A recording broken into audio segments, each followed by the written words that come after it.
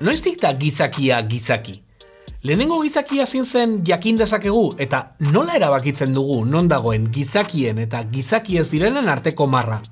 Bidaia dezagun orain dela 3 milioi urteko Afrikako ekialdera.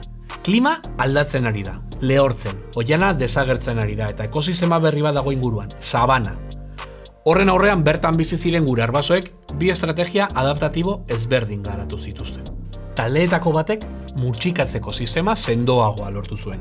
Hortz oso handiak, aurpegi sendoak, gandor sagitala, kresta handia, behar diren muskulu handiago horiei eusteko. Talde horri Paranthropus deitu diegu, edo Australopithecus sendoak. Belarra eta elikagai gogorrak jaten espezializatu ziren, eta orain dela 1 milioi bat urte desagertu ziren. Beste taldean, gure taldean, garuna izan zen handitu zena.